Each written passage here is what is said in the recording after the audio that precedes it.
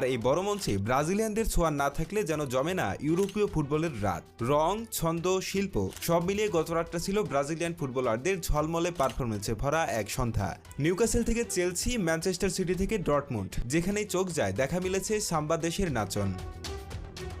এই রাতে কারাবাগের বিপক্ষে চেলসির হয়ে খেলেছেন তরুণ ব্রাজিলিয়ান উইঙ্গার এস্তেভাও উইলিয়াম। মাত্র 18 বছর বয়সেই যেন নিজের উপস্থিতি জানান দিচ্ছেন বড় মঞ্চে। পুরো 90 মিনিট খেলেছেন, 56টি টাচে বল নিয়ন্ত্রণ করেছেন, 25টি অ্যাকুরেট পাস দিয়েছেন, 4টি ট্যাকেল, 3টি রিকভারি ও 3টি সফল ড্রিবল সব মিলিয়ে ছিলেন ম্যাচের উজ্জ্বলতম নক্ষত্র।